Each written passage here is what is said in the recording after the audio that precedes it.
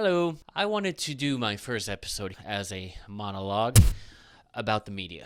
This show is largely based off a frustration I've felt for many years of what I see either on the mainstream media, on internet talk shows, AM radio, whatever have you. I've gotten very, very sick of this one-track-minded narrative that every media station has. And they all have their own little myopic narratives.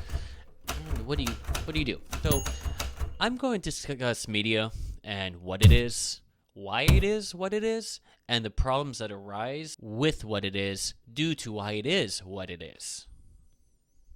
There's been a philosophical war on the constituents, the lay people, the working Joe, everyone in history that has ever watched the news. It has been one of objectivity versus subjectivity.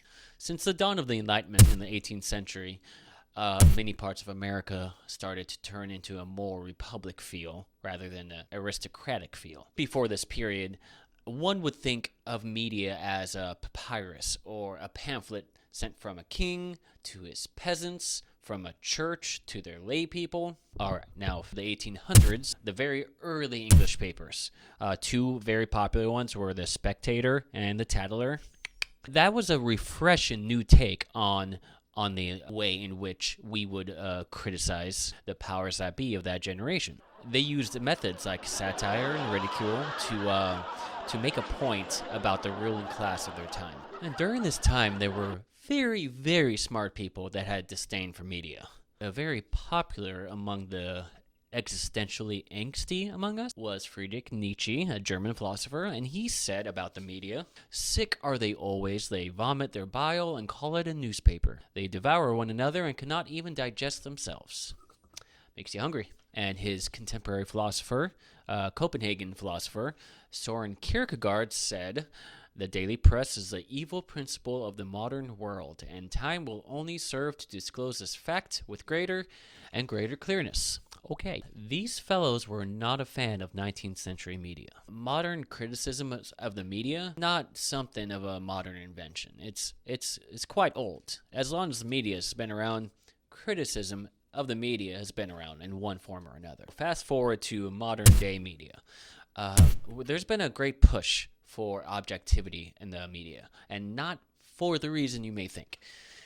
It's not that there's been some great push by intellectuals of saying, okay, guys, we have to aim for the golden standard of objective truth here. No. It's been brought about by none other than cha-ching! Advertisers have the most to gain and the most to lose by objective journalism. And by objective, we mean banal, vanilla-esque, black and white, center-of-the-road journalism.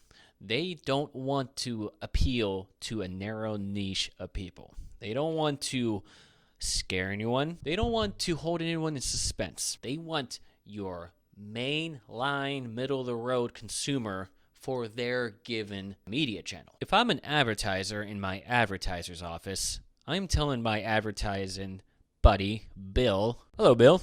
Let's make sure we have an appropriate, simple, dry style of news today so that we can continue to make lots and lots of money." And then my friend Bill, he would say, "Sounds good to me." Because of this, mainstream media has evolved in a very tiny, specific capacity. Namely, your CNN caters to the broadest audience of a liberal bent that they possibly can, and your Fox News type stations will cater to the broadest audience of a conservative type bent that they can. Think radio songs. Those radio songs must meet a certain set of criteria to ever get on the radio in the first place, so that the majority of listeners driving to work in the morning will actually listen. It's actually the very reason a lot of people have a disdain for the radio. A lot of the same crap played on repeat all day long. But it's just plain enough to appeal to the wide audience and just exciting enough to get a wide audience to tap their toes.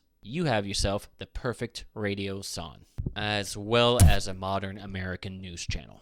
And of course, the same of this goes with the avid Fox News viewer. Interestingly, Fox News stands apart from the rest of the pack in terms of the media stations As it stands, Fox News is the most trusted by the largest amount of viewers. There's a study by Pew Research that's found 4 out of 10 Americans trust Fox News the most. Bravo, Fox, bravo. Incidentally, the study also measured for the most distrusted news network in America. It also goes to Fox News. In simple terms, it's simultaneously the most trusted news network and the most distrusted news network of America. I hate you. Media is what it is because of viewers who watch it. I'd be remiss to talk about modern American media without talking about the viewers that made it what it is. Who are the viewers? Now, there's probably a reason this isn't talked about a whole lot. In a nation of 330 million people, you're going to have some intelligent ones. You're going to have some critical thinking people, for sure. There's a lot of people there. And then... Well, they can't all be winners, can they? And also George Carlin said... Look at it this way. Think of how stupid the average person is, and then realize half of them are stupider than that. You see, many Americans have a big problem with delineating fact from opinion. Now, that might not seem like a big deal on its face value, or it may sound like, well, if it is a problem, it's not a big problem. But I'd argue it's a problem. You see, if I wanted to create a formula for a nation capable of believing in just about anything they see on TV or hear on the internet, I would make sure that the line between an op-ed piece and a factual statement is very, very blurred. You plug that into a formula. You create a 24 hours news cycle, so there's no time to sufficiently process information critically. You create a binary media ecosystem that's composed of left versus right, and you masquerade those both as being balanced, fair, objective news. Sounds like someone I know. And then you've got yourself a dangerous institution creating a mindless republic of voters. The following is what this formula seems to have led to. Please stick with me here. So in 2018, Pew Research did a large study to assess a very, very fundamental skill. In basic words, once again, can you tell a factual statement from an opinionated statement? One that is demonstrably true or demonstrably untrue, and then one that's just, it's an opinion. It's an opinion. I'm going to give you a test run. First, the distance between New York and Los Angeles is 2,000 miles. Second, I have the cutest American Eskimo you have ever seen. Right here, right here. Stop looking at the cat. Okay. Do I have to close a window? Okay, do you know which one's fact and which one's opinion? If you guess the former being fact and the latter being opinion, you are correct. You can factually demonstrate if New York and Los Angeles is 2,000 miles or if it's not. It's not a matter of opinion. Obviously, I have the cutest American Eskimo, but point is, it's still my opinion, even though it's a fact. Okay, so this is what's troubling. Members of a party were far more likely to classify a statement of being factual if it appealed to their own partisan brain, or if it didn't make sense to them, they'd say, that must be an opinion. Let me give you an example. This was the first question. President Obama was born in the United States. Factual, or is that an opinion? Here's the results.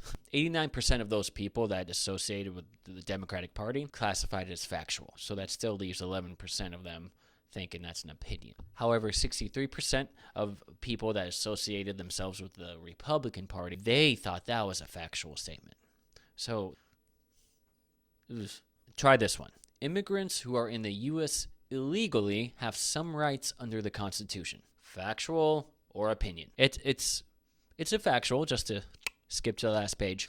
43% of Republicans consider that a factual statement, meaning about 6 out of 10 Republicans, they thought that as a matter of opinion. Oh no!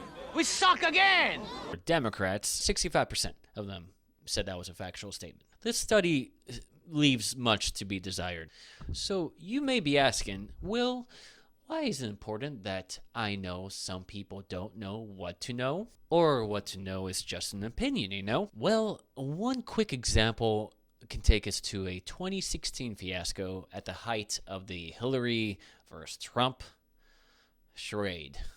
And this is going to get to the heart of why I think it's so important to be able to soberly sort out media bias. A man named Edgar Welch was inspired enough due to internet claims to drive from North Carolina to Washington, D.C. with his rifle and shoot it off inside a local pizza parlor. This place was called Comet Ping Pong Pizzeria. Why did he shoot the rifle? He wasn't a deranged man. He wasn't a man in the midst of a manic episode.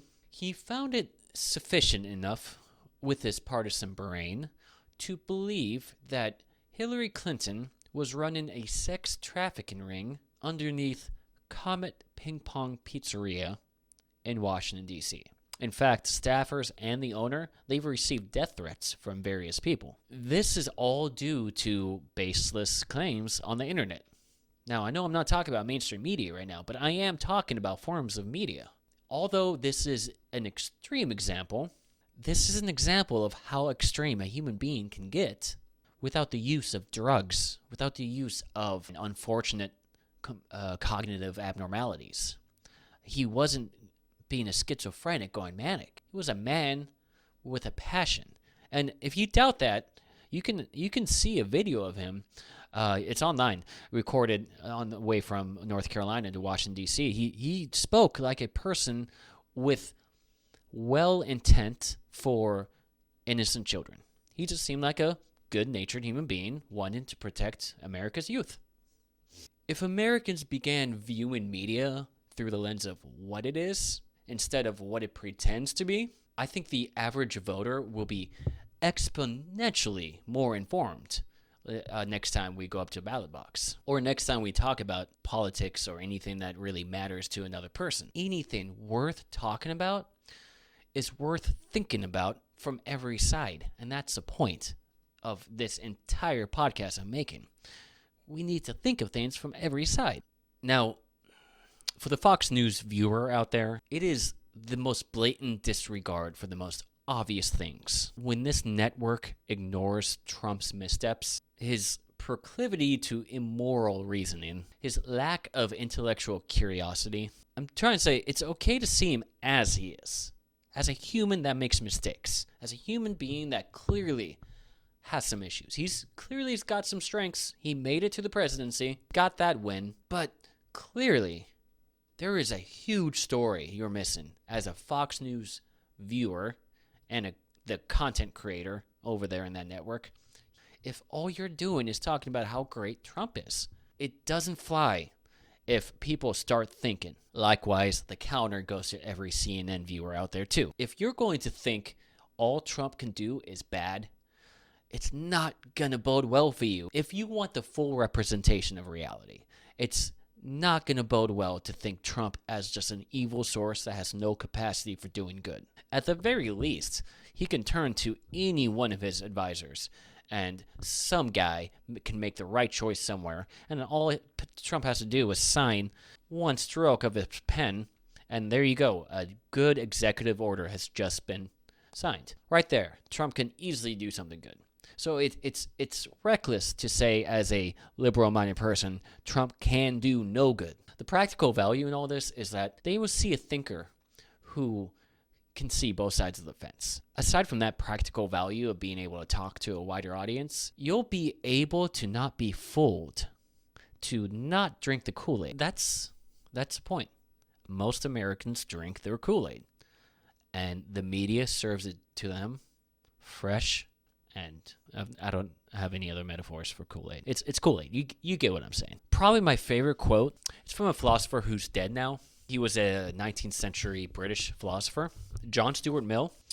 John Stuart Mill said, "He who knows only his own side of the case knows little of that." If you only know your own side, don't know anything at all. There's nothing to compare it to, nothing to relate it to. There's nothing to compete against it. For we're not going to be a free marketplace of ideas, we're not going to progress. Society has never progressed by staying where it's at without competing with outside ideas.